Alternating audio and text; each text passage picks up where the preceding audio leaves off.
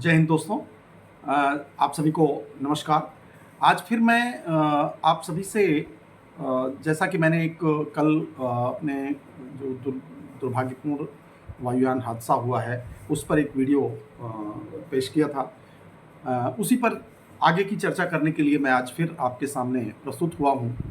बहुत सारे चैनलों पर, बहुत सारे सोशल मीडिया पर बहुत सी बातें निकल कर के सामने आ रही हैं। कोई कह रहा है पक्षी टकराने से हो सकता है, कोई कह रहा है कि दोनों इंजन फेल हो गए तो उसमें फ्यूल कंटामिनेशन रहा होगा। कोई किसी का मत ये है कि उसमें जो है अंडर कैरेज ऊपर नहीं किए गए, और किसी का कहना है कि फ्लैप अप कर दिया गया। किसी का कहना है कि जो लॉस ऑफ लिफ्ट हुआ और थ्रस्ट नहीं मिला। कुल मिलाकर के मैं एक चीज़ कहना चाहता हूँ कि ये बोइंग 787 ड्रीम लाइनर ये ऐसा एयरक्राफ्ट है जो अपनी तरह का एक बहुत ही सेफ और बहुत ही साउंड एयरक्राफ्ट है। और भी बातें कही गई, वो 2011 का है, इतना साल पुराना है, 10 साल में गाड़ियां बदल दी जाती हैं। गाड़ियों के रखरखाव और हवाई जहाज के रखरखाव में ज़मीन आसमान का फ़र्क होता है। मैं इन वायुयानों के रखरखाव में मेरा इन्वॉल्वमेंट रहा है। 40 वर्षों तक हमने इन हवाई जहाज़ों के रखरखाव में अपनी भूमिका निभाई है। इसलिए मुझे पता है कि हवाई जहाज़ के रखरखाव का एक स्टैंडर्ड बिल्कुल डिफरेंट होता है। वहाँ पर ज़ीरो टॉलरेंस और किसी भी प्रकार की कोई भी त्रुटि कभी भी एक्सेप्ट नहीं की जाती। इस तरह का मेंटेनेंस होता है। इसीलिए दोस्तों, कल भी मैं कह रहा था कि दोनों इंजन फेल होने की बात किसी के गले नहीं उतर रही है, और यदि वो दोनों इंजन फेल हुए हैं तो उसके पीछे का रहस्य जरूर निकल करके सामने आना चाहिए कि वो दोनों इंजन आखिर क्यों फेल हुए हैं। एक इंजन फेल हो जाता है, हो सकता है, माना जा सकता है। पहली चीज तो इंजन का ऐसे फेल होना सडनली, ये भी इतना सामान्य नहीं होता। जब कोई फ्लाइट टेक ऑफ करती है, उसने 1 घंटे, 2 घंटे, 2.5 घंटे की रनिंग इंजन की हो गई है, वहां पर किसी कारणवश कोई इंजन ऑयल लीक हो गया और उसके बाद ऑयल प्रेशर बढ़ गया और उसकी वजह से ऑयल टेम्परेचर बढ़ गया और इंजन में प्रॉब्लम आ गई, वहां इंजन फेल हो सकते हैं। लेकिन ऐसा नहीं हो सकता कि एक एयरक्राफ्ट स्टार्टअप होकर टेक ऑफ करता है और उसके स्टार्टअप से लेकर के और क्रैश के बीच में मुझे नहीं लगता कि 5 से 10 मिनट से ज़्यादा समय लगा होगा, क्योंकि एयरबोर्न होने से मतलब वो लाइनअप से, रनअप से लेकर के और क्रैश तक में मुश्किल से 2-2.5 मिनट का वक्त लगा। तो इस 5-10 मिनट की इंजन की रनिंग में, जिसमें उसका परफॉर्मेंस टाइमिंग 2 से 2.5 मिनट का था, दो के दोनों इंजन कैसे फेल हो गए। मुझे पूरी उम्मीद है कि जो टीमें इसकी जांच कर रही हैं, वो हर पहलू पर ध्यान देते हुए इतनी गहनता से वो जांच करके निकालेंगी, क्योंकि जो कॉकपिट वॉइस रिकॉर्डर है, कॉकपिट में पायलट्स में क्या क्या बातचीत हुई है, उन्होंने क्या ट्रांसमिट किया है एक दूसरे को, कैप्टन ने अपने को पायलट से क्या कहा है और को पायलट ने उसके रिस्पॉन्स में क्या कहा है, और उसका करस्पॉन्डिंग क्या एक्शन लिया गया है, वो डीवीआर बताएगा, जो डाटा रिकॉर्डर है। तो इन सब से एनालाइज करते हुए वो चीजें निकल करके आएंगी। लेकिन हम सबको अधीर इसलिए हम हो रहे हैं, हमें ये समझ नहीं आ रहा है कि ऐसा क्या हुआ। और एक चीज और बता दें कि वही एयरक्राफ्ट अहमदाबाद से टेक ऑफ करने से पहले वो दिल्ली से अहमदाबाद की यात्रा कर चुका था। दिल्ली से जो अहमदाबाद की फ्लाइट थी उसमें भी वो जैसा कि एक दिल्ली से अहमदाबाद आए हुए एक पैसेंजर से पता चला है कि वो फ्लाइट भी फुल थी, मतलब फुल पैसेंजर्स थे, और वो फ्लाइट दिल्ली से अहमदाबाद तक वो एयरक्राफ्ट आया है, उसको भी दूसरे 2 पायलटों ने फ्लाई किया है। क्या दिल्ली से अहमदाबाद तक की फ्लाइट में उन पायलट्स ने कोई कहीं किसी प्रकार की कोई एबनॉर्मलिटी नोटिस की? अहमदाबाद में लैंड करने के बाद क्या उन्होंने कुछ एयरक्राफ्ट की लॉगबुक में एंडोर्समेंट किया? क्या कुछ बताया कि इसमें ये प्रॉब्लम आ रही है? कहीं किसी प्रकार के, किसी ऑयल प्रेशर का, फ्यूल प्रेशर का, किसी चीज का कोई इशू? क्योंकि इंजन में ऑयल सिस्टम होता है, फ्यूल सिस्टम होता है, फ्यूल सिस्टम उसको फ्यूल सप्लाई करता है। फ्यूल और एयर, ये जेट इंजन्स हैं, फ्यूल एयर का मिक्सचर होता है और उसकी बर्निंग होती है और हॉट गैसेस पीछे से निकलती हैं और आगे को ये थ्रस्ट देता है। ये इनके बेसिक प्रिंसिपल्स हैं, और इनको काम करने के लिए जो इलेक्ट्रॉनिक सिस्टम्स हैं जिनके थ्रू कंट्रोलिंग होती है, चाहे वो इंजन थ्रॉटल कंट्रोल हो, चाहे वो ऑयल प्रेशर की मॉनिटरिंग हो, ऑयल टेम्परेचर्स की मॉनिटरिंग हो, सब सेंसर्स लगे होते हैं, वो सब चीजें कॉकपिट में डिस्प्ले होती हैं।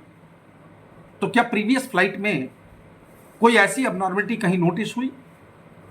अगर उस फ्लाइट में कोई अबनॉर्मलिटी नोटिस नहीं हुई और वो अहमदाबाद में सेफ लैंड किया था, तब तक किसी भी इंजन में कोई प्रॉब्लम नहीं थी, फ्यूल सिस्टम में कोई प्रॉब्लम नहीं थी, इंजन ऑयल सिस्टम में कोई प्रॉब्लम नहीं थी, हाइड्रोलिक सिस्टम में कोई प्रॉब्लम नहीं थी, तो फिर उसके बाद जब दूसरी फ्लाइट वही एयरक्राफ्ट जब रीशेड्यूल होता है 171 के रूप में, जिसको अहमदाबाद से लंदन की फ्लाइट अंडरटेक करनी थी, जिसका फ्लाइट ड्यूरेशन 9 घंटे 10 घंटे।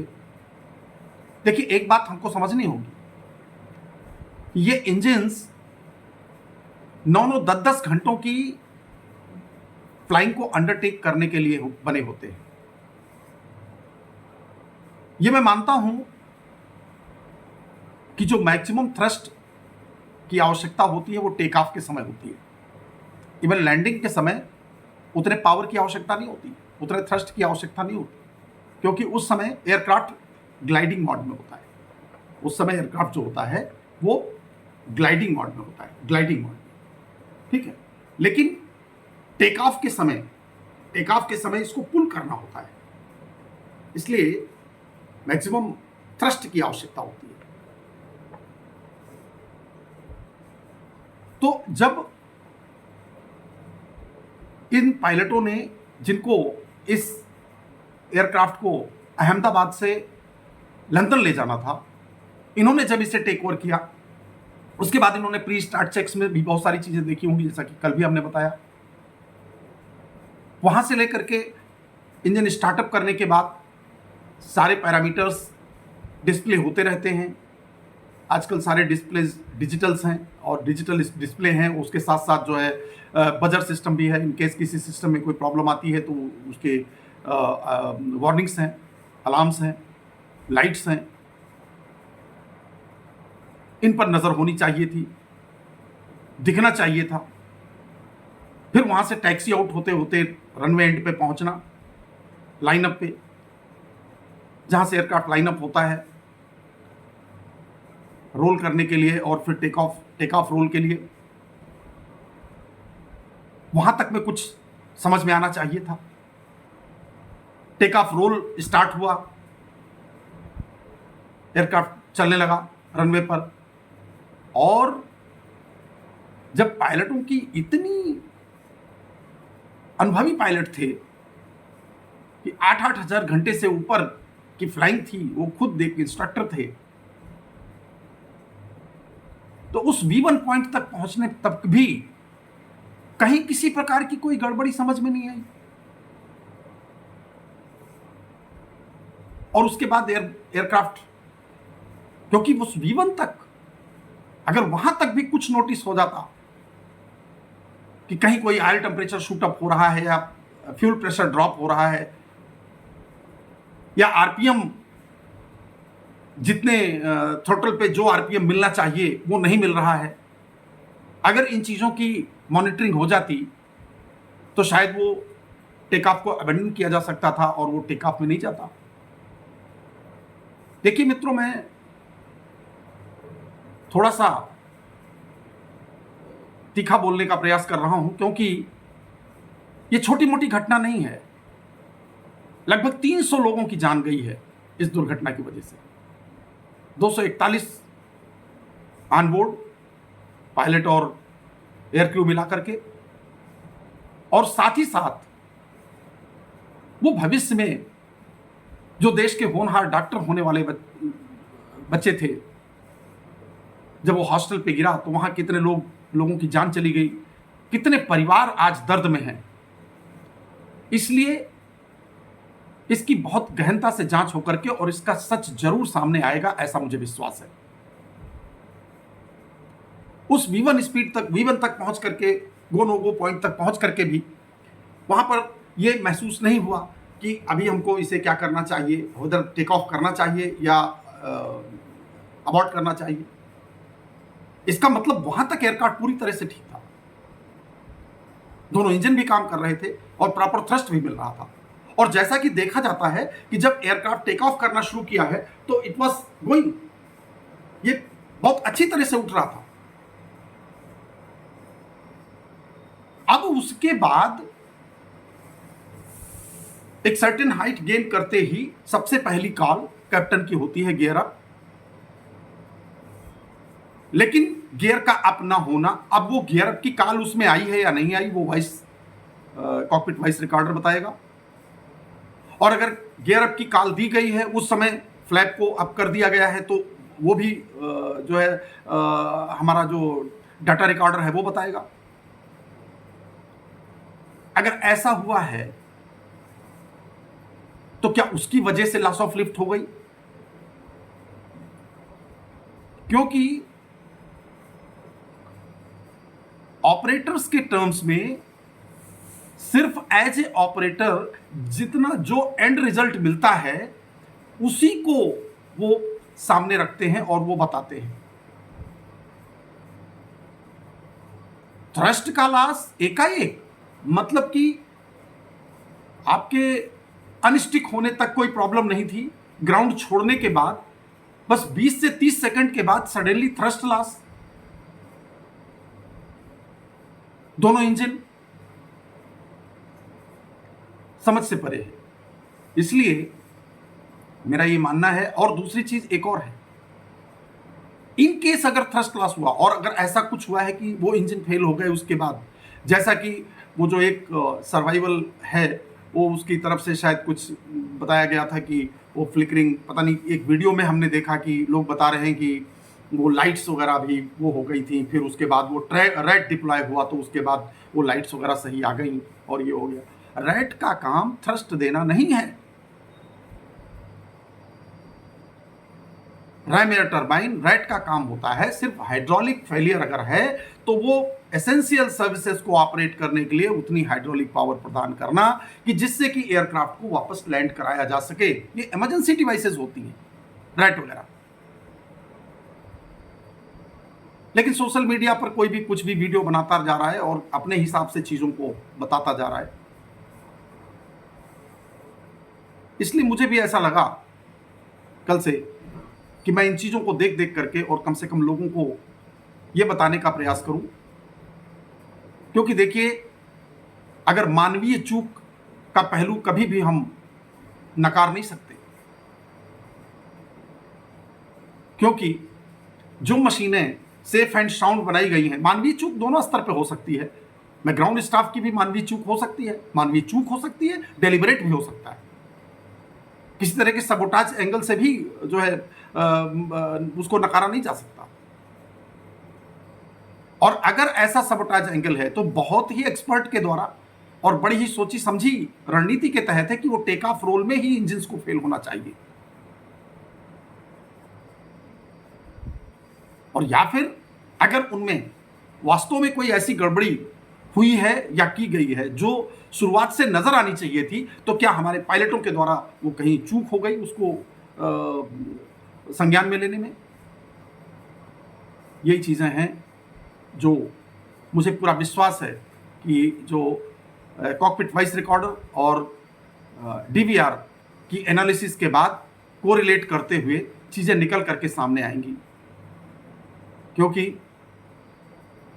लगभग 11,000 जैसा कि मैंने सूचनाओं से प्राप्त हमको जानकारी मिली है कि 11,000 के करीब ऐसे एयरक्राफ्ट बोइंग 787 ड्रीम लाइनर्स और ऐसे एयरक्राफ्ट जो है वो पैसेंजर्स को इधर से उधर ले जा रहे हैं और लाखों लोग हवाई यात्राएं कर रहे हैं।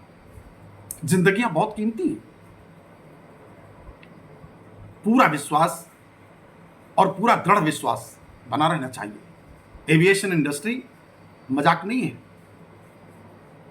इस पे काम करने वाले हर एक टेक्नीशियन को पूरी इंटीग्रिटी के साथ और पूरी अपनी समझ के साथ काम करना होता है। इवन यहां तक हम लोगों ने फाइटर एयरक्राफ्ट पे काम किया है और एज ए सुपरवाइजर हम इस बात का ध्यान रखते थे कि अगर किसी दिन हमारा कोई टेक्नीशियन पूरी तरह से स्वस्थ नहीं है या वो कुछ किसी प्रकार की चिंताएं उसके पास हैं, तो उसे हम एयरक्राफ्ट पर डायरेक्टली काम करने से अलग रखते थे, जिससे कि वहां पर उससे किसी प्रकार की कोई चूक ना होने पाए। क्योंकि हवाई जहाज में सेकंड चांस नहीं होता, गेम सेकंड्स का होता है। फिर वो चूक चाहे किसी ग्राउंड स्टाफ से हो या एयर क्रू से हो। इसलिए दोस्तों यही उम्मीद करता हूं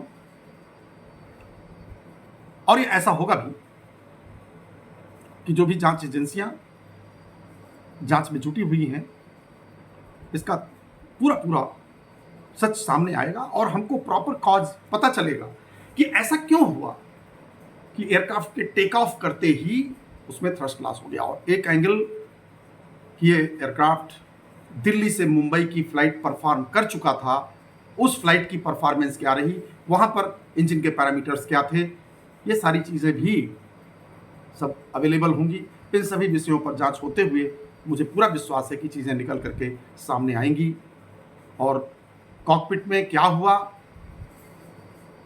क्या कन्वर्सेशन हुआ, वो कॉकपिट वॉइस रिकॉर्डर बता पाएगा।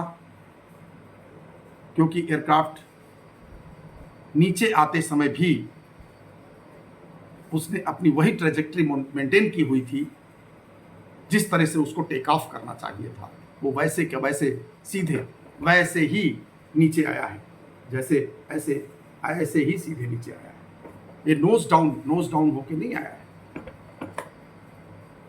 ठीक है। और जो अंडर कैरेज का अप ना करना और फ्लैप का लोअर करना, कुछ लोग कहते हैं कि इससे इतना बड़ा फर्क नहीं पड़ना चाहिए। फर्क तो अगर 1 डिग्री एलरॉन, 0.5 डिग्री एलरॉन और एलिवेटर या फ्लैप्स के डिप्लॉयमेंट और डिफ्लेक्शन से इतना एरोडायनेमिक लोड बढ़ता है कि उससे फ्लाइट कैरेक्टरिस्टिक्स बदल जाती है। एविएशन में इन चीज़ों का बहुत महत्व है। इसलिए दोस्तों हम सबको धैर्य रखने की ज़रूरत है और जांच से चीज़ों को निकल करके आएँ, तब हमको समझ में आएगा। पूरा विश्वास बनाए रखें। हमारे देश की जो भी एयरलाइंस हैं, जो भी वायुयान हैं, हाँ, इससे एक सबक जरूर मिला होगा।